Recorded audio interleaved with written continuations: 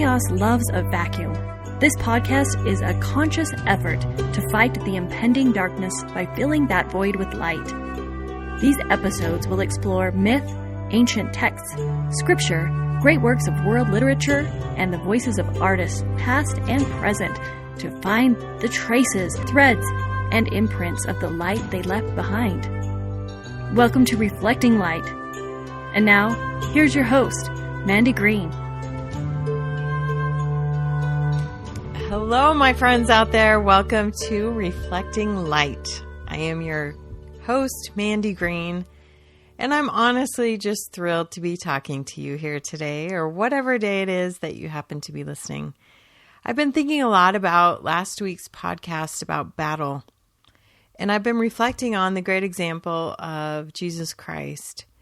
You know, looking from a worldly perspective, it would seem that he lost the fight. He lost the battle, that there was no point in fighting that battle, and it was a losing battle.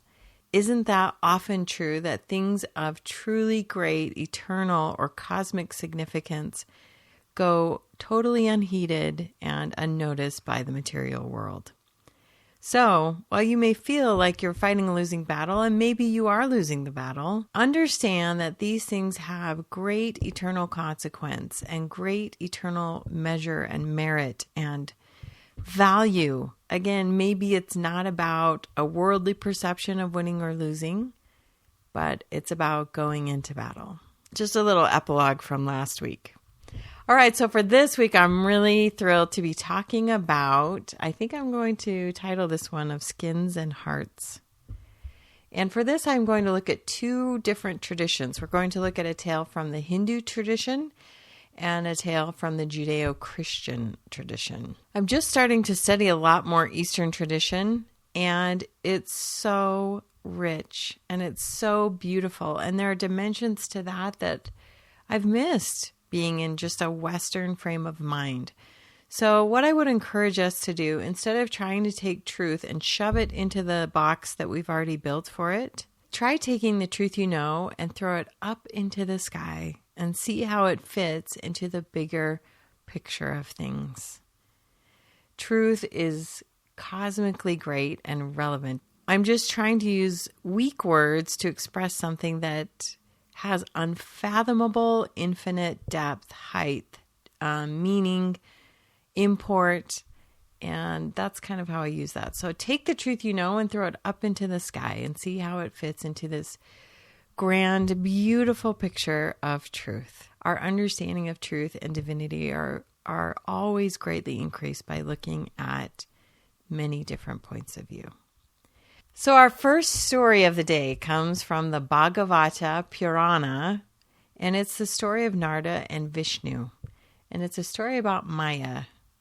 If your name's Maya, I apologize in advance. No, I'm totally kidding. But it's such a great story. So rather than paraphrase, I'd like to read it to you. Among Brahma's many sons was one Narada. Narada refused to marry. He did not want anything to do with the material world. Many of Brahma's sons agreed with Narada. They also refused to marry. This happened several times until an enraged Brahma cursed Narada. You will stay trapped in the material world until you appreciate the value of Maya. Narada went to Vishnu and asked him the meaning of Maya. In response, Vishnu said, I will explain after you quench my thirst. Go fetch me some water. Narada went to a river to fetch water, but as he was collecting the water, he saw a beautiful girl.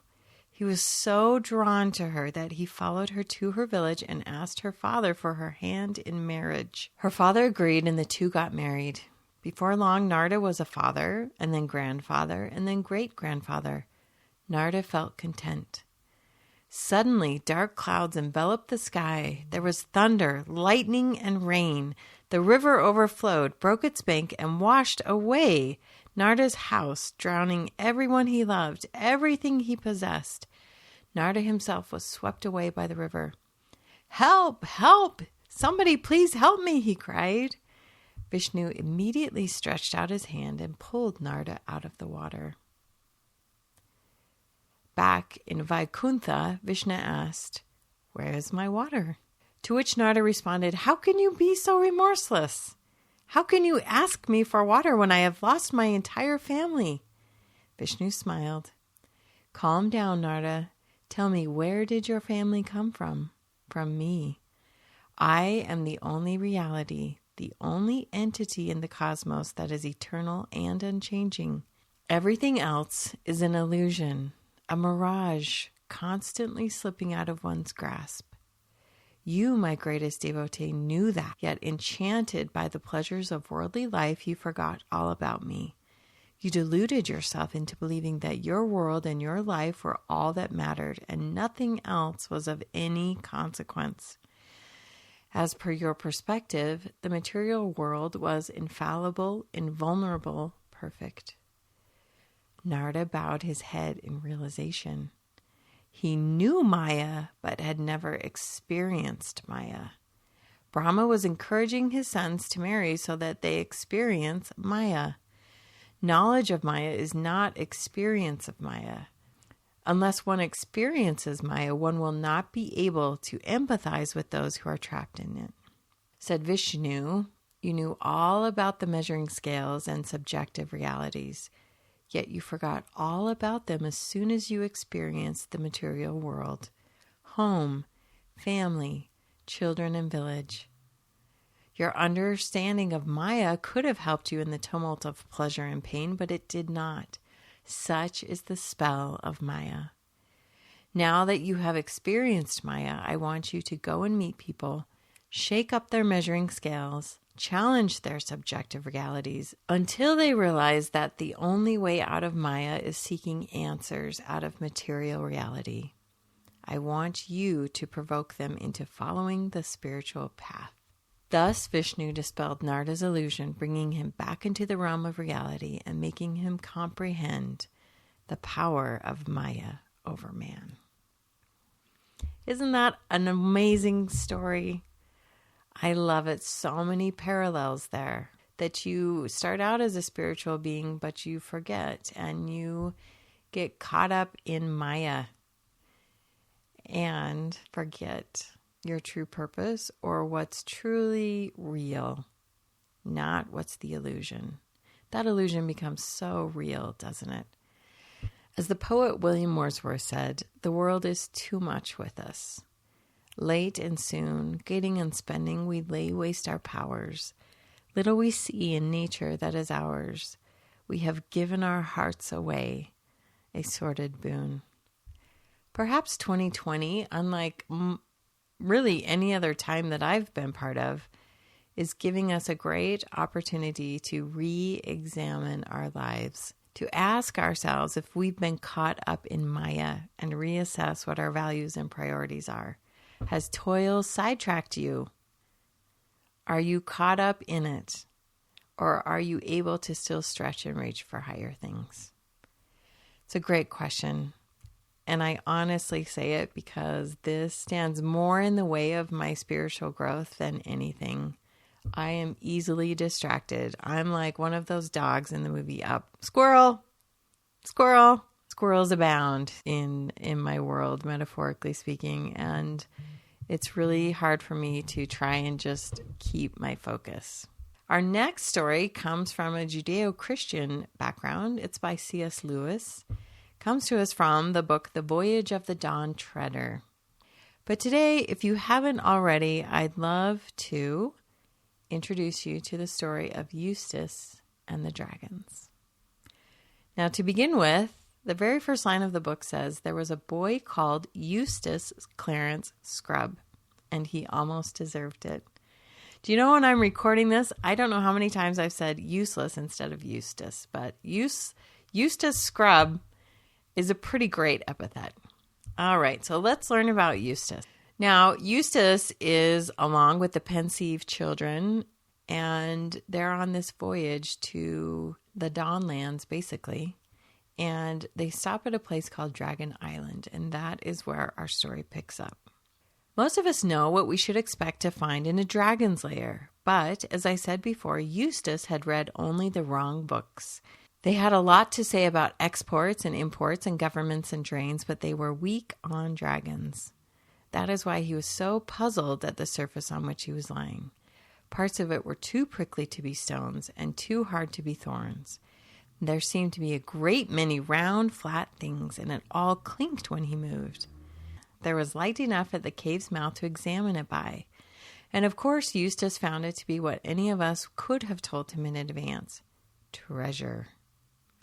There were crowns, coins, rings, bracelets, ingots, cups, plates, and gems. I wonder how much I can carry. That bracelet now, those things in it are probably diamonds. I'll slip that on my wrist. Meanwhile, Eustace slept and slept and slept. What woke him was a pain in his arm. He moved his right arm in order to feel his left, but stopped before he had moved it an inch and bit his lip in terror. For just in front of him and a little on his right, where the moonlight fell clear on the floor of the cave, he saw a hideous shape moving. He knew that shape. It was a dragon's claw. It had moved as he moved his hand and became still when he stopped moving his hand.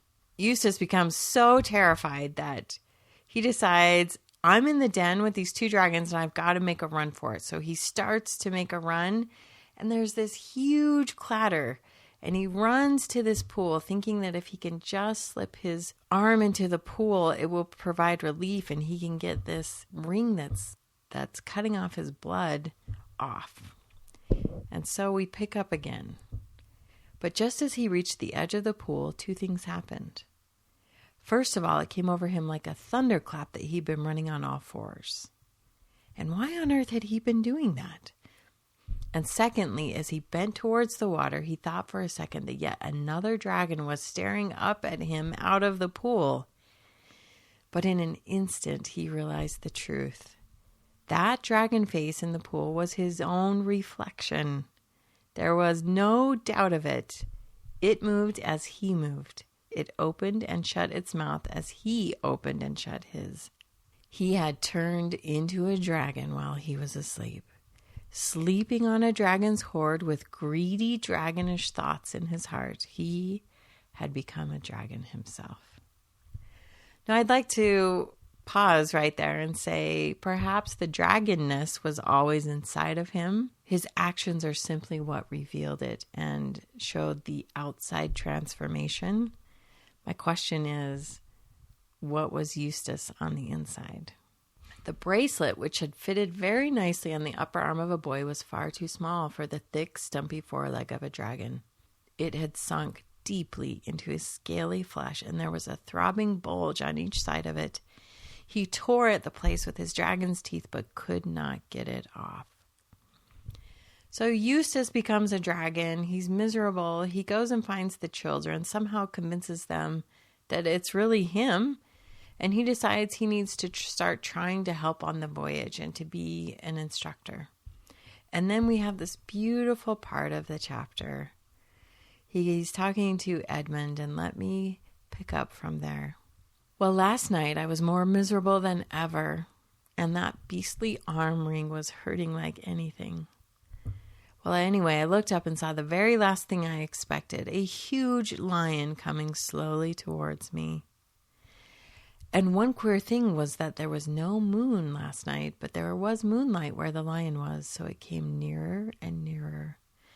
I was terribly afraid of it. You might think, being a dragon, I could have knocked any lion out easily enough, but it wasn't that kind of fear. I wasn't afraid of it eating me. I was just afraid of it. Well, it came close up to me and looked straight into my eyes, and I shut my eyes tight. But that wasn't any good because it told me to follow it. And Edmund asks, you mean it spoke? And he responds by saying, I don't know now that you mention it. I don't think it did. But it told me all the same. I knew I'd have to do what it told me, so I got up and followed it. It led me a long way into the mountains.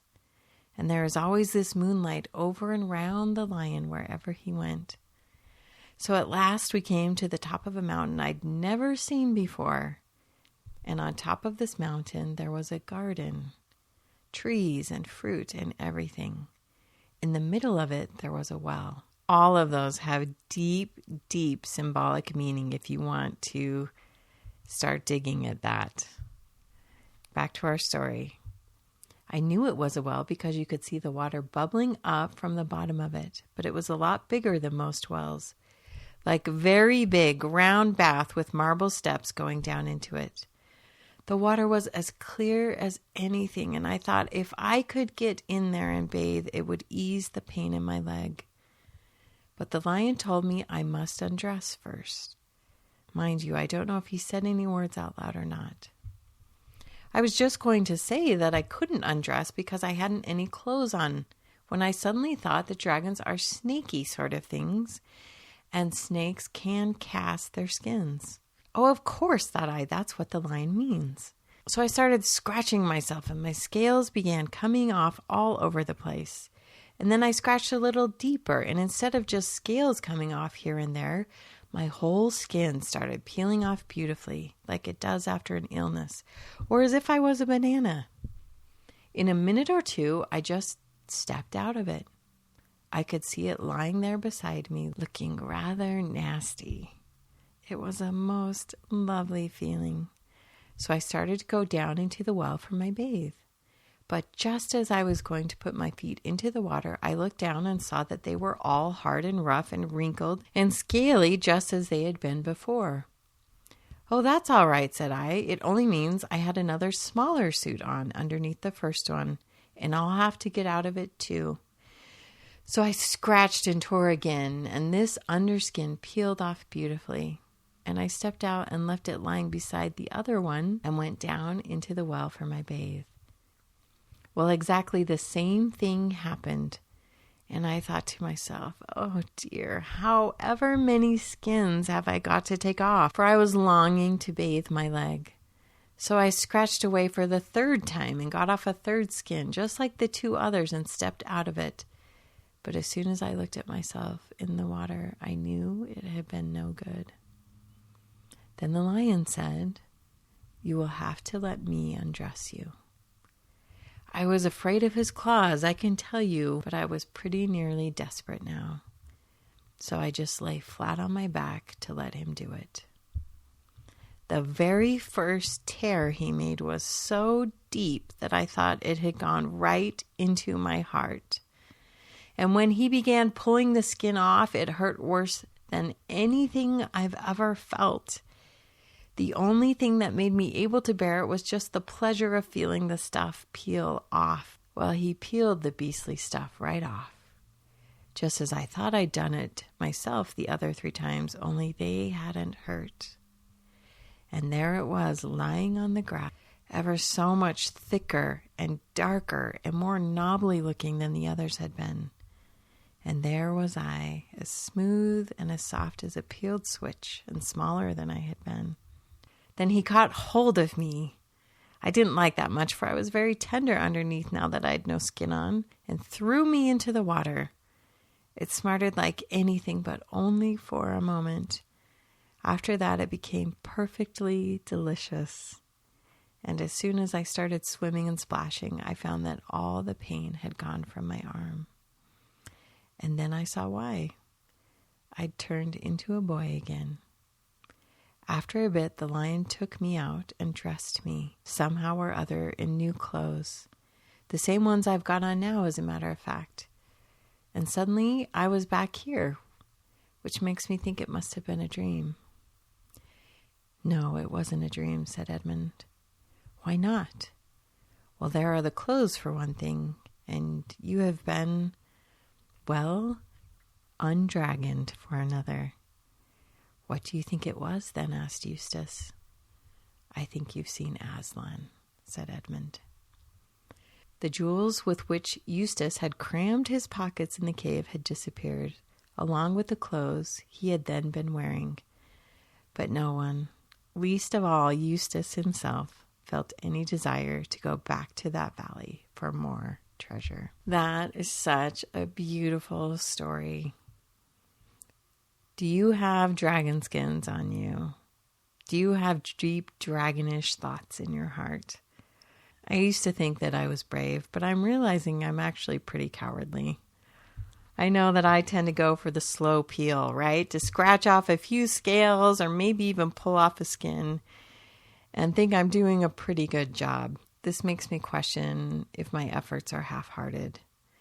Or maybe I'm just waiting because I'm living my best dragon life, right? I'm living my best dragon life. How can you cut me down at this moment? But to really let go, it will require the touch of the master's hand, much like Aslan. And like I said in the first podcast, perhaps all of the dragons in our lives are merely princesses waiting to see us once beautiful and brave. Maybe the greatest battle fought is when we lay down our sword and let the master cut into us.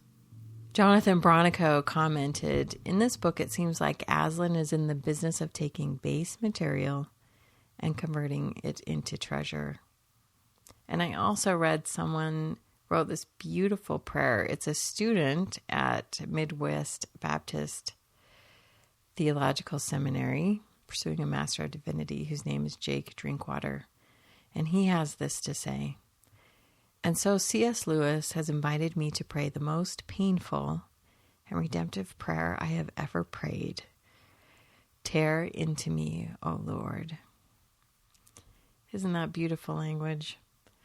Well, my friends, our world still requires courage, but maybe some of those battles to be fought aren't battles at all. Maybe it's more about us laying down our swords and our weapons of war and letting the Lord tear into us, letting him strip that dragonness out of our hearts and our skins. That is the podcast for this week. I want to say sincerely thank you for your support. Please subscribe, leave us a comment, a good rating, spread the word, donate. I'm so grateful for all of the texts and donations and emails we've received so far. Please keep them coming. It helps us get the message of light out to others in a more beautiful, intimate way. I just want to say it helps me so much to be able to visualize and imagine you beautiful people at the other end of this microphone. This message is for you. Thank you for joining us. We hope this episode lit a spark inside of you. For show notes and other information, please visit our website at reflectinglight.org. If you feel this program illuminated your mind and heart, consider a contribution to fund further episodes. And thanks for listening.